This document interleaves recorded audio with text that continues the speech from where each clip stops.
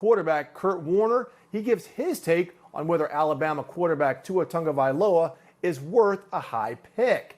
But new right now, in news you heard first on NFL Network, the Patriots trade tight end Rob Gronkowski to the Tampa Bay Buccaneers. Now we know Gronk was retired, but the Patriots still held his rights, so they traded those rights and a 7th-round pick to Tampa Bay for a 4th-round selection in tomorrow's draft. This is huge news, so huge, the New York Post put it on its cover. It's Tommy's boy.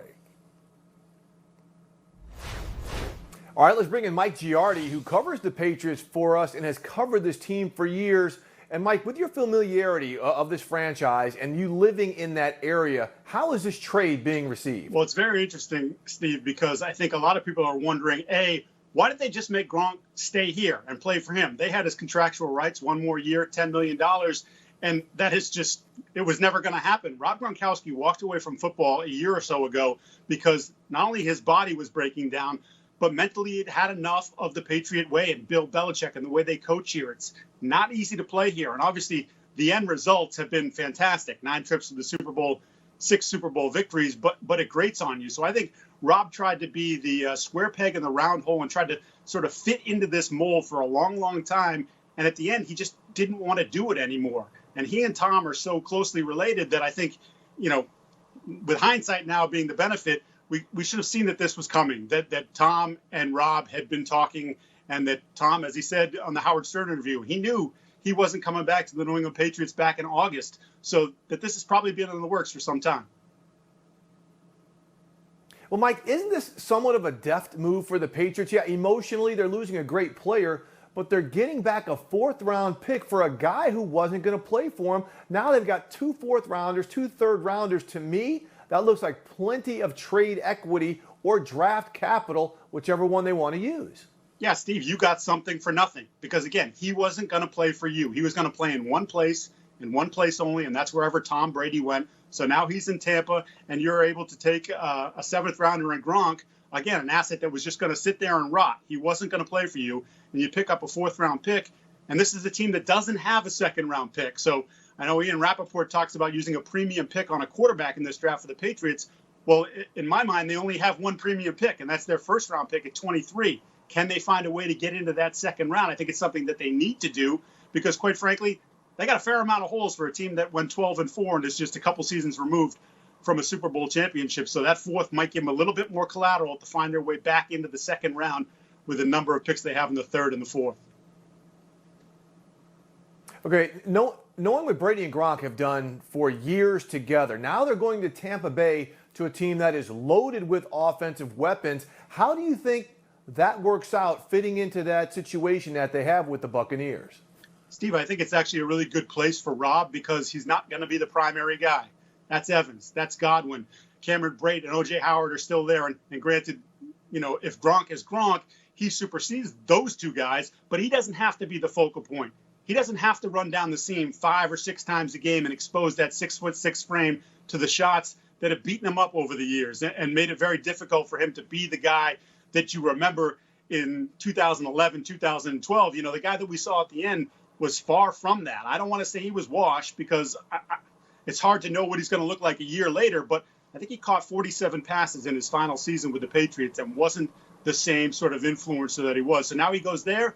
Coverage is going elsewhere. He's going to be one-on-one. They don't need him to block 65 plays. I think this is good for Rob Gronkowski for his physical and mental state. And of course, he's going to love playing for Bruce Arians.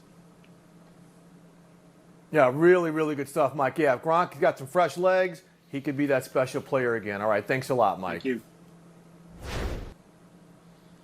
How good is Gronk for Brady and vice versa? No player has more receiving yards, receiving touchdowns, or receiving first downs from Brady than Rob Gronkowski.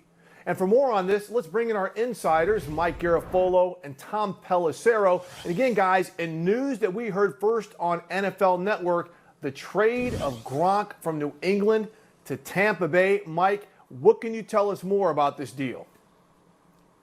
Our buddy Ian Rappaport out in front of this one yesterday, and one of the things that Ian mentioned that I was told as well is this was Tom Brady's idea. This is not just the Buccaneers saying, hey, welcome aboard, Tom Brady. By the way, what's Gronk up to these days? No, this was part of the process all along. So wherever Brady was going to wind up, this was going to be something that he was going to push for. And he absolutely did it. And he nailed it on this one with Gronkowski willing to come back and play for Tom Brady. Remember, the Patriots nearly had a deal with the Lions to send Gronkowski to Detroit. He said, no, I'm going to retire rather than play for any other quarterback than Tom Brady. So this wasn't about Gronkowski coming back and wanting to go somewhere in the league. It was wherever Tom Brady was going to be, Tom. Mike, the real question here was just, does Gronk actually want to play? The thing that I heard out of New England when Gronkowski retired was the fact that he still loved Sundays. He still loved the game, but it was everything else, the preparation, the off-season program, the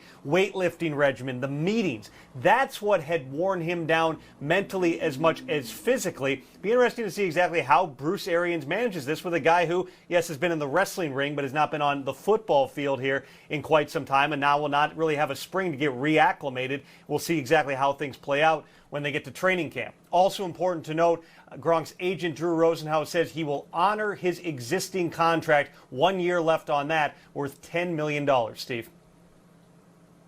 All right, Mike, you, Tom, and Ian Rappaport have been reporting about trade talks with Washington tackle Trent Williams. What is the latest news on that? The Redskins have now closed the window, sources tell me, and Ian Rappaport, for Trent Williams and his agent Vince Taylor to work out a trade. Now, that doesn't mean that they are not going to trade him. What it means is teams often want to have full control when they head into the draft, to be the ones and the only ones negotiating with teams to work out a trade. So that's what's happening in this case as we get closer to the start of the first round. I know the parties think that maybe it'd be best to get this done ahead of the first round before teams start drafting tackles. And you may have a question and say, okay, well, if the agent and the player can't talk to the team, well, how are they going to work out the contract part? Well, they've been doing that over the last month. So teams know where Trent Williams stands and where Vince Taylor, his agent, stands with regards to what they would want from a compensation standpoint should this trade go through. So they're already working off of those general numbers. Part of the reason, too, Mike, that this is going to come to a head likely before the draft begins is you also need to assess a physical to Trent Williams here. Of course, you can't do that like you normally would with your team doctors in your team facility because of the restrictions put in place because of COVID-19. But at minimum, with a guy coming off of a cancer scare that he had in the past, also a player who's battled through various injuries through the years, hasn't been on the field in a while, you'd at least want a doctor to see whether or not he's able to play before you begin committing resources to him and draft capital as well. As Mike said, there also is some urgency here to get something done before the draft because the obvious teams that potentially could take left tackles in round one, talking about like the Vikings and the Browns, they potentially are going to move on in terms of their needs sooner than later. It's also important to understand here, the Redskins are not going to get a massive haul for Trent Williams because of how the compensatory pick formula is set up. Even if Williams played out this season and then went into free agency next year, the best the Redskins could get based on how long Williams has been in the league would be a fifth-round comp pick out in 2022. They're going to do better than that in this trade, but the idea they're going to get a massive haul for Williams is a bit far-fetched. Now, all this conversation about trades for Williams also brings up conversation about potential trades anyway. Tom, we know there's some teams in the top 10 who might be willing to trade back. What more can you tell us about that?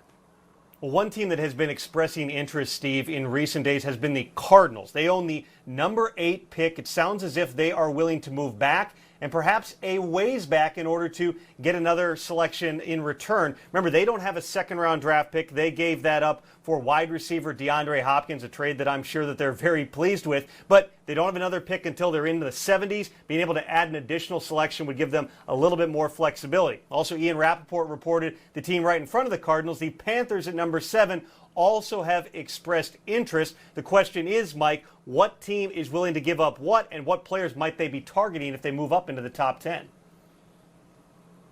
So if you're scoring at home, and where else would you be scoring? We're all at home these days. You're looking at 3, 4, 7, 8, maybe 10. I mean, there are a number of entry points for teams that want to come up, let's say, from the teens into the top 10. And you might be talking about the Denver Broncos, who have a clear desire to take a wide receiver here. Maybe they want to get up and get CD Lamb or one of the top guys instead of sitting there and waiting to see who falls to them. And also the Atlanta Falcons. No secret, and Ian Rappaport has mentioned that a few times, that they would like to get up. The thought is maybe they'll be up to get a cornerback, perhaps C.J. Henderson from Florida, a guy that a lot of folks thought was going to be there when the Falcons drafted. And as we've gotten closer, it's become more and more clear that he's not going to last that long. So if you're one of those teams coming up, you say, I've got multiple entry points here. Maybe I can play some of these teams against each other and see if I can get a much lower price to get up in there. And Mike, lastly, how could the new collective bargaining